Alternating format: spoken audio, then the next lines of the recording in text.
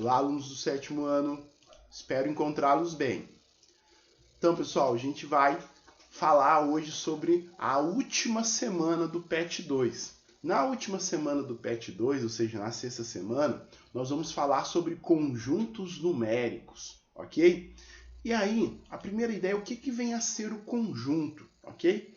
Então, definição de conjunto é uma reunião de elementos com a mesma característica. Dessa forma, deve-se juntar elementos que possuem o mesmo aspecto. Igual, por exemplo, aí na imagem a gente tem um conjunto de revista em quadrinhos, ou seja, uma coleção de revista em quadrinhos. E nós podemos ter essa junção, esse conjunto, também na parte numérica, observando o quê? As características dos números, certo? Então, os números, eles vão ser agrupados de acordo com as características. Então, o primeiro conjunto numérico que a gente tem é o conjunto numérico que ele serve para indicar a quantidade, certo? Esse conjunto nós chamamos ele de conjunto dos números naturais. E a gente representa ele pelo símbolo aqui, ó, pela letra N maiúsculo. E qual que é as suas características? Que eles são somente os números inteiros positivos e o número nulo. O número nulo para indicar a não existência de um objeto ou a quantidade zero de um objeto. E a partir daí a contagem, 1, 2, 3, 4 e assim por diante. Depois nós vamos ter o conjunto dos números inteiros, certo? O conjunto dos números inteiros vai ser representado pela letra Z.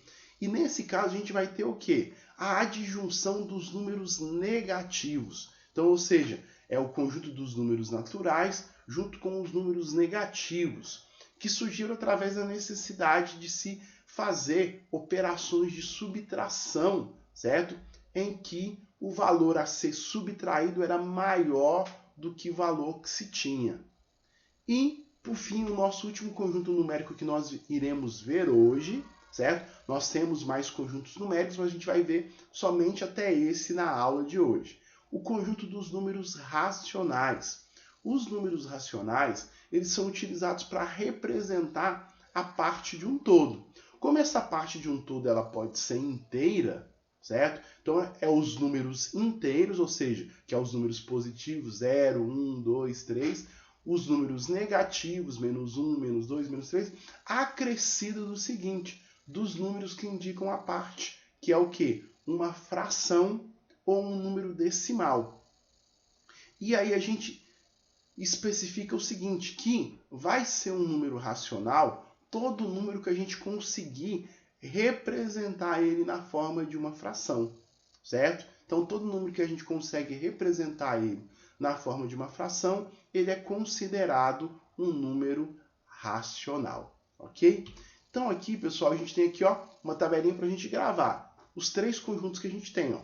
Conjunto dos números naturais, certo? 0, 1, 2, 3, 4, que são os números que indicam contagem.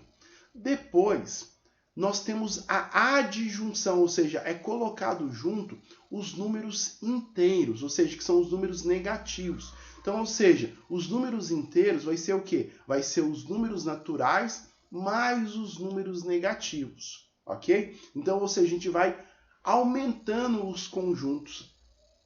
E, por fim, o conjunto dos números racionais, que é o quê? Que é o conjunto dos números naturais, o conjunto dos números inteiros, acrescido do quê? Da fração, dos números decimais e da dízima periódica, ou seja, dos números que podem ser representados através de uma fração, ok? E aqui, pessoal, a gente vai ter o seguinte, a gente vai observar aqui o quê? Que nós podemos, entre os números racionais, escrevê-los, ok? Nos dois formatos, ou na forma de um número decimal, ou na forma de uma fração.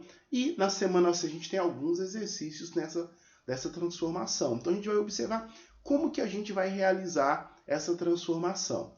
Então a primeira coisa que a gente vai fazer é o seguinte, quando eu tenho um número escrito na forma decimal e quero transformar ele em uma fração, a gente vai observar o seguinte.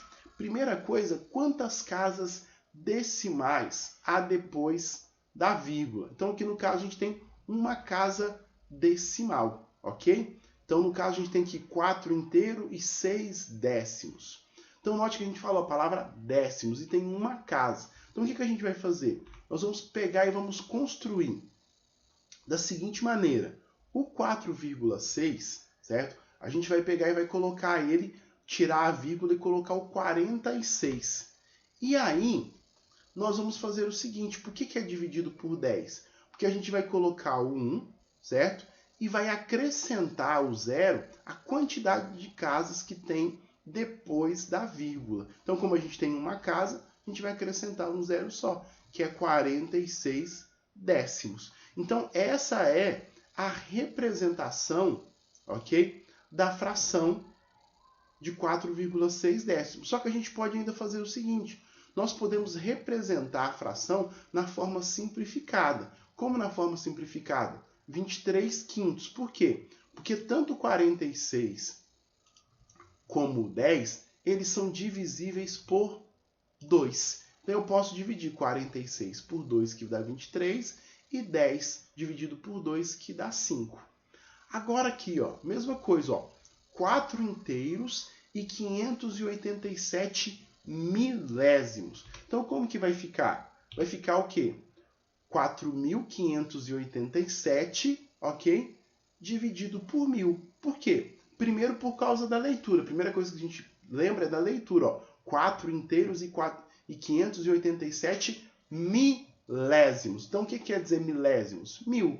E a outra forma da gente verificar isso é aquela regrinha. O que a gente faz? A gente escreve no numerador o número dado sem a vírgula, ok? Então, 4.587. E depois, no denominador, o 1 acompanhado de tantos zeros que tem após a vírgula o número. Então, a gente tem, ó, 1, 2, 3 números após a vírgula. Então, por isso que a gente acrescentou 1, 2, 3 zeros. Então, a gente tem aqui 4.587 milésimos, ok?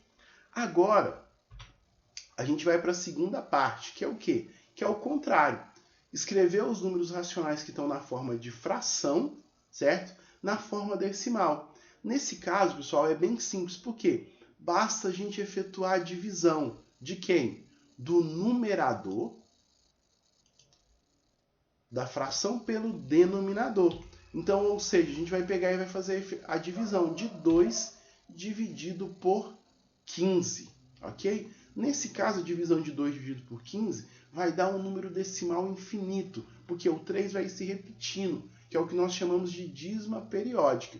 Então, nós podemos escrever ele assim, 0,1333 e reticências para indicar que ele continua até o infinito, ou senão a gente pode escrever o seguinte, 0,13 e o tracinho em cima do período, mostrando que aquele número é uma dízima periódica.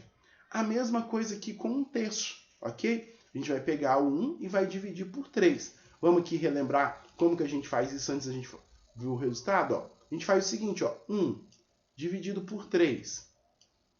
Lembra, ó, o 1 é menor que o 3. Então, o que a gente faz? A gente acrescenta 0 e 0, vírgula. Agora, a gente vai pegar e fazer o seguinte, 10 dividido por 3 vai dar 3. Por quê? Porque 3 vezes 3 é 9. E sobra 1. E a gente continua essa conta. O 1 é menor que o 3. Então, a gente acrescenta o 0 novamente. Como eu já acrescentei a vírgula, não precisa acrescentar de novo. Então, 10 dividido por 3, 3, que dá 9, e sobra 1. Note que o seguinte, que está ocorrendo a mesma coisa. Então, isso quer dizer que vai sempre aparecendo o 3 aqui, ó, infinitamente. Ok? Então, ou seja, 1 terço na forma de fração é 1 dividido por 3, que vai ser 0,33333, que a gente vai ser uma dízima periódica. E por fim aqui o C, ó, 1 meio. Então, a mesma coisa, eu vou pegar e vou fazer, ó, 1 dividido por 2. Como o 1 é menor do que o 2, acrescenta-se 0 e 0, vírgula. Então, 10 dividido por 2, 5. Por quê? Porque 5 vezes 2 é 10. Então, 10 menos 10, 0. Então, nesse caso aqui, acabou a conta. Ou seja, nesse caso, nós tivemos o quê? um resultado exato, ou seja, um número decimal exato, ou seja, 1/2 é 1 dividido por 2, que é igual a 0,5. Então, pessoal, esses são os conceitos que a gente ia trabalhar para a nossa última semana do PET 2. Então, façam as atividades, acompanhem o vídeo aí direitinho e qualquer dúvida, só chamar.